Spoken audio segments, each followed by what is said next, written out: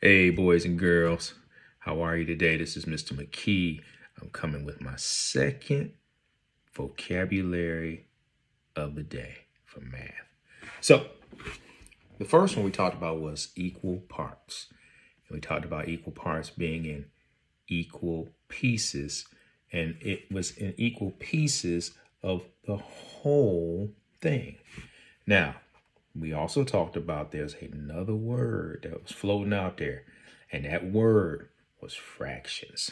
So today, I'm going to talk a little more about the word fraction. Take a look, boys and girls. This is going to be read to you. A fraction is from the Latin word fractus. Fractus means broken. This represents a part of a whole. So a fraction represents a part of a whole. Again, fraction represents part of a whole. Now, here's the part that we kind of talked about last time.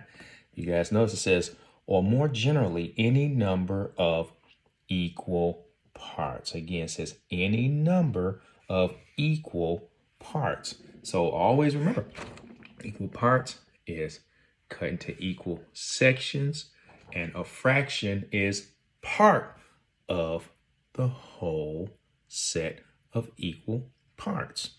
So, give you some examples. Now, if you notice, I have some pictures here. Mr. McKee's artwork is not the greatest, but I think you'll get the picture. Get it? Get the picture? Now, take a look. If you notice, this is a circle. This circle has one part that has nothing in it. Then you have this part here is a lot of green dots. So this is part of the whole thing.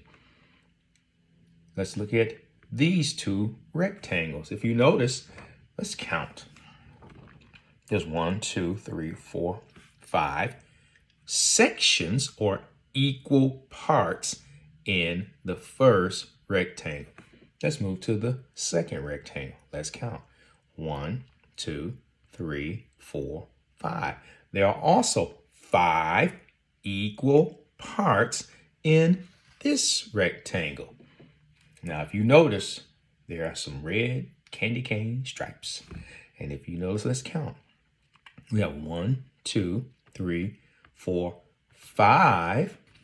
Looks like the whole thing is covered here. And then we have 1, 2, 3 out of the total 5 sections shaded here. So it looks like we have 5 out of 5 sections here and 3 out of 5 sections here that are colored, equal parts that are shaded. Broken apart? Fractions? Let's move on.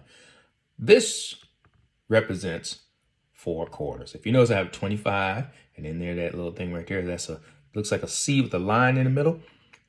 That is representation of a quarter, or 25 cents. If you put enough quarters together, you'll have some money to spend at the store. 25, 25, 25, 25. These are how many quarters in this whole set?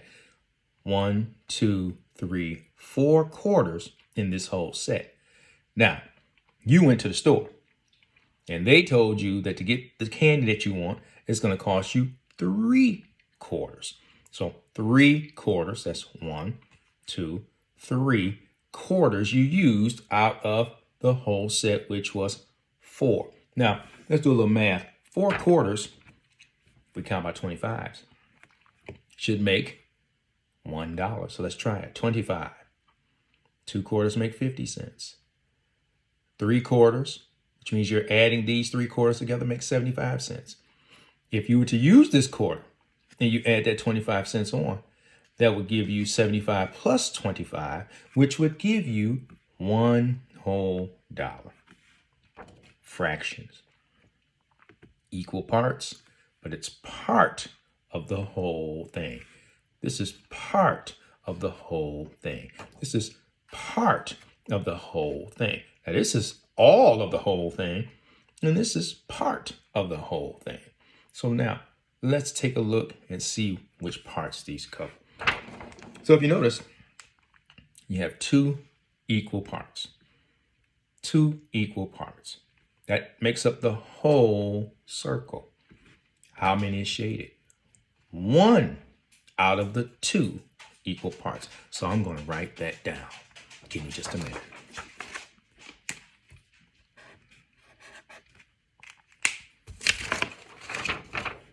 That's one. You know, that top number.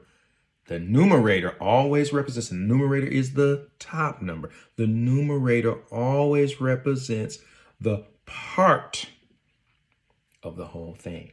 The denominator, I have two. So what does two represent? Well, 1, 2, 1, 2. This represents right here, the denominator, the bottom number always represents the whole thing. That means how many total equal parts make up this whole circle. Two equal parts make up the whole circle. Now, this was going to be a little tricky, but that's okay. We're going to count one thing. We're going to count all the sections that are shaded.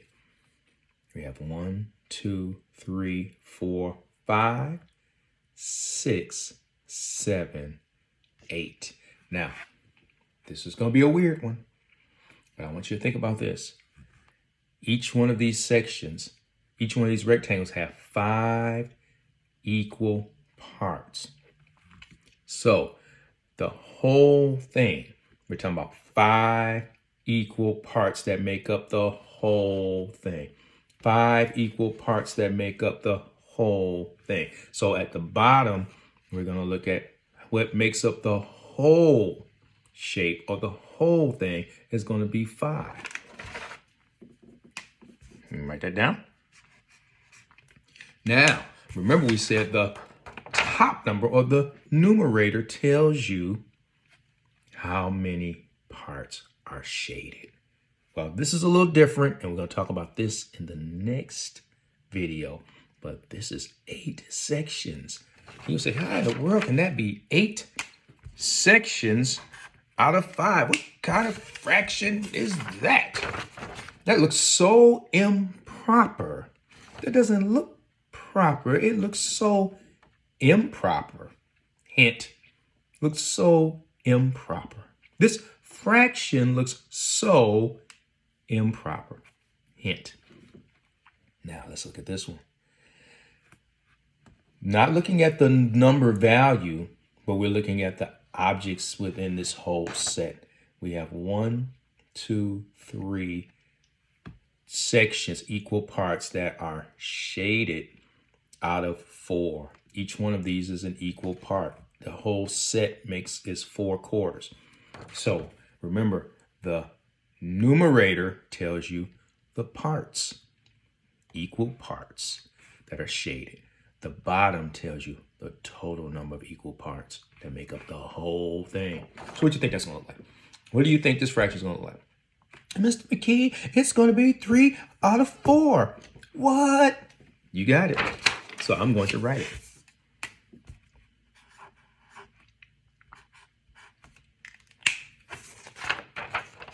Look at that. 3 parts, 4, and make up the total thing. 3 out of 4. Now, look at this carefully because this is getting ready to disappear.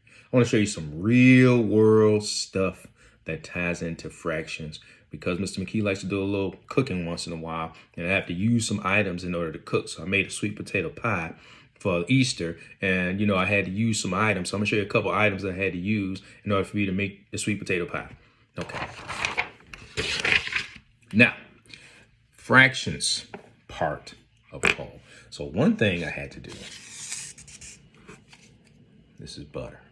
This is a whole stick of butter. Now, I'm telling you, you don't want to use a whole stick of butter because it can get real unhealthy. And you want to make sure that you keep your heart running well. So, rather than using a whole stick of butter, which you see here, I had to use And I'm gonna mark on it because it's the package, so it's won't get in there. So I had to use half of this butter. Now, half is cut right down the middle. So if I had to do half, that means this whole piece of butter, I had to cut it into 2 parts, and I had to use 2 equal parts. Remember, equal parts. And I had to use 2 equal parts. I cut it, and then I had to use 1 of these equal parts out of the 2. So I had to use 1. So when I cut it in half, I'm left with a piece. I'm left with half. So I used half of this whole stick of butter. Now, this one's gonna get a little tricky. I'm bringing in some eggs. Now, this is a whole carton of eggs. Young folks, always check your eggs before you leave the store. Learned that when I was a kid. So you always check the bottom of the egg. This is one of those commercial announcements. So you always check the bottom of the eggs because sometimes they put the eggs down kind of hard and it breaks the egg and the yolk will be coming out. So you always want to check the bottom. So anyway, this is a lot of eggs. Do you think I'm gonna use all of these eggs to make a sweet potato pie? No, but let's see how many total eggs it is in this container. 1, 2, 3, 4, 5, 6, 7, 8, 9, 10, 11, 12, 13, 14, 15, 16, 17, 18 eggs. Now, I'm only making sweet potato pie to feed a few people. I don't need 18 eggs. We'll have a problem if I make sweet potato pie with 18 eggs. So I only needed 2 eggs out of the total of 18. I only needed 2 eggs. That was my part. Remember, and all these eggs are equal in parts, right? They're all, it's one individual egg, but it's a total of 18 eggs. And I needed 2, that's 1, 2 out of the total of 18. So which one would be my numerator? Okay. Remember, numerator is part of the whole. So if I wanted to talk about my eggs, it would be 2 eggs that I used. And at the bottom, this is what this fraction would look like. 2 out of 18. 2 18ths. 2 eggs out of a total carton of 18 eggs. Fractions. One more. Now, you know, in order to be able to take your eggs, put your butter, and then there's some other ingredients that you use too. And you have to mix it all up, you know, and you want to be able to measure things the right way. If I needed to use some sugar, I need a half a cup of sugar. Now, if I say half of a cup, 1 whole cup of sugar, it's probably easier if you use a measuring cup. It's definitely easier if you use a measuring cup. Here we talk about fractions again. Look closely. If you notice, this is 1 cup. This is 1 cup. 1 whole cup. If I needed to use half of a cup, that means half of this 1 whole cup, I would have to measure, which means that I would have to take my sugar and I would have to go up to this line right here. That's half of the whole cup. That's 1/2 of the whole cup, which means I cut this whole cup into 2 equal parts, kind of like that circle that you saw. I cut this cup, this whole cup here, into 2 equal parts, and I only needed to cut it and use half of this whole cup. So I only fill it up to this point, because if you fill it way up here, you're doing way too much. That means you're going to have a sweet potato pie that just tastes like sugar. If you bring it up here, it's going to be too much. You're going to have too much sugar, and the same thing, it's going to taste like sugar.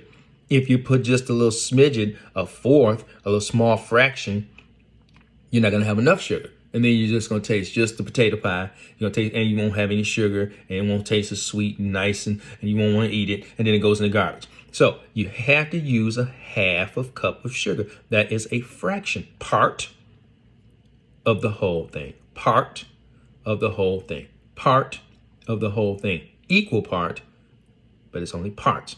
Fractals broken into parts. Next time, we'll be talking about something that's improper, that deals with fractions. I hope you learned something. Love you all. Miss you. Talk to you soon.